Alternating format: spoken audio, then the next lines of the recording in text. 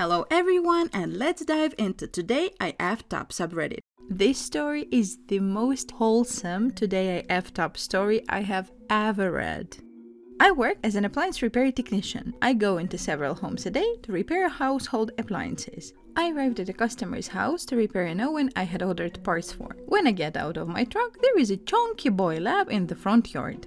When he sees me, he starts wagging his tail and comes right up to me for pets. I grab my tools and head to the house. The dog leads me to the door, so I assume the dog lives there. I knock on the door, and the housekeeper lets the dog and I in, so it's clear to me that the dog lives here.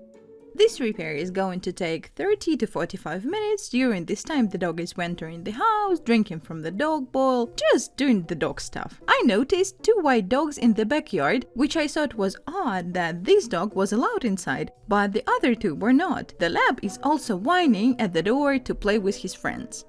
Near the end of the repair, the housekeeper comes up and asks me, "What's his name?" I reply, "I don't know."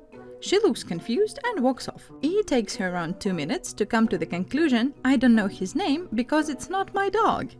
She comes back and asks me point blank, "Is that your dog?" I reply, "No." She looks horrified and ushers the dog outside. When she comes back, she says, "You should have told me that that wasn't your dog." I reply, "Lady, why would I bring my dog to work and into other people's houses?" He led me to the door, so I figured he lived here. We have a laugh and I finish up and leave.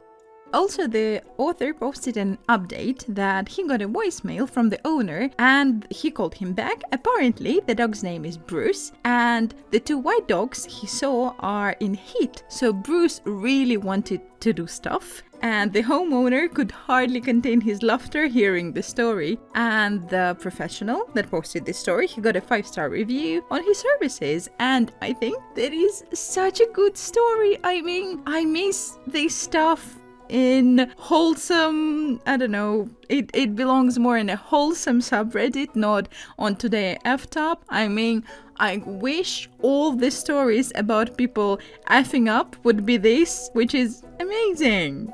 The next story is about a teacher who really effed up during a class. I've been teaching at a high school for a few years and I have never had a student that requires a hearing aid until this year. I have many students that do not really care about the class, so they like to put in their AirPods while I'm teaching my lesson, which I understand, but obviously I do not prefer it. Today I had a class with my hard of hearing student who wears a hearing aid. I taught my lesson and about halfway through I noticed one of my students had an AirPod and then I told her I'd appreciate if she would take out her AirPod and she looked at me like she was sad and confused at the same time. She then motioned towards her ear, portraying that it was her hearing aid, and I've never felt so bad in my life. I apologized so quickly, but I still feel so bad. OP, I really want to say that it's okay and it happens, but no, it shouldn't happen because you're a teacher, you should know better. And oh my god, I feel so bad about the girl and okay, let's just move on. This story is about one very juicy problem. A family member who is somewhat estranged to me passed a while back. At first, I was shocked to find out they passed, and then I was shocked that I was in the will, given that they were quite frankly unfriendly to me in life. Anyhow, what do I inherit of them, you might ask, my dear readers?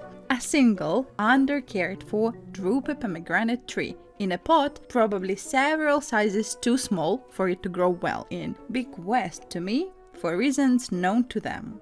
Anyone who knows anything about will etiquette knows that for reasons known to them is the civilly well-code speak term for screw you, screw the horse you rode in on, and screw your right to contest the will. I personally would have been just fine having received nothing, but the fact that I was receiving this plant just rubbed me the wrong way.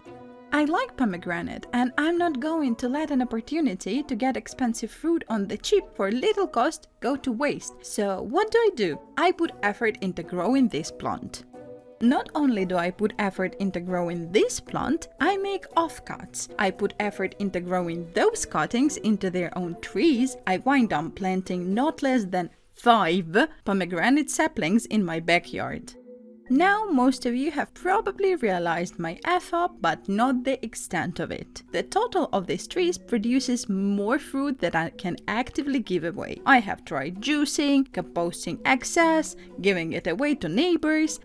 I cannot get rid myself of the fruit faster than it grows, and I have no idea what to do with this stuff. During fruitation season, I do not drink tap water, just as an effort to juice away as much pomegranate as I can. OP actually sounds like that you are really good in caring for fruit trees, so maybe it's like your calling and you can create grand business and make a lot of money. This is a story about how OP saved up several bucks and paid several thousand for that. I bought a house last year. It's an old house with a long, skinny, unfinished basement. The only thing down there is the water heater because it's kinda damp and scary down there. I don't even like to go there during tornadoes. The old owner of the house told me that the light in the basement has to stay on because it's connected to the sump pump, and I had the light on for about 6 months and then we had a dry spell. I shut the light off thinking that I would save a little bit on the electric bill and I could just turn it back on if it rained. Cue about a month later. I wake up to my roommate knocking on my door. I open the door and he says, "Hey, you might want to come look at the basement." I'm like, why? It's 2 a.m. Why would I possibly want to come look at the basement? My roommate is an alcoholic and has woken me up in the middle of the night for stupid stuff that could have waited, so I was already annoyed. He ever so slowly explained that he went to the bathroom and heard water rushing into the basement, so he checked it out. He then repeated that I need to come see it. I go to look and oh boy, the basement is almost completely full of water. There is maybe 1.5 feet of air between the surface of the water and the ceiling of the basement. It's steadily rising and only a few steps away from flooding into my house. I rushed to call somebody, anybody. The fire department wouldn't come at first because they thought it was rainwater, but I said I was pretty sure that it was a pipe and they came to shut off the water main. A man had to come pump out of the water, which took all day. After everything was cleared up, I could see what happened. The rain came in, but the sump pump couldn't kick in. The rain got too high and made the water heater shift. The shifting made the water intake pipe break. The broken pipe then flooded the rest of my basement. My insurance claims that the pipe broke due to wear and tear, so they barely covered anything. I am stuck with about $400 that I have to pay, all because I wanted to save a few bucks over the period of the year. My water bill was about $500 for the cost of filling my basement up, $2,000 bill to empty the basement out, $2,000 for the plumber to fix the pipe and replace the water heater. I'm just a single mom with a mortgage. All I want to do is save money. But nope. In this story, OP was petting a dog and something happened. This happened today. This happened hours ago, and I am still not okay. I work at a big box hardware store. One of my favorite parts about this job is that we allow pets. I've met everything from snakes to ferrets, from baby pigs to a cockatoo. But of course, the most popular pets are dogs. I always ask before petting them, and I never even ask when it comes to service dogs, as I don't want to distract them from their job, and it's never been a problem. Until today. I was walking through the store after assisting a customer when I noticed another customer perusing goods. He had a big, beautiful blue pit bull. I immediately asked if I could pet the dog, and he said absolutely. The dog, hilariously named Steve, as in Blue's Clues Steve, was a total love bug. As soon as I approached him, he did the full body butt wiggle and started trying to give me kisses. It was wonderful, adorable, so lovely. Then he rolled onto his back. It was at that moment that I noticed Steve was not neutered and that his red rocket was out. I've had dogs, so I know that this can happen if they get excited. I thought nothing of it and kept my hands to his upper chest. Oh, I wish I'd stopped. Steven suddenly wiggled so hard that his back end swung around. My arm made contact with his red rocket and I felt something warm and sticky. I froze solid, scooted away, and realized I could also feel that grossness on my leg, as I was wearing shorts. The shock of what had just happened combined with my disgust sent me running to the janitorial closet to clean myself with the industrial level chemicals. I also threw up in the janitorial floor drain. Even after scrubbing my skin red, I could still feel the phantom of the emission.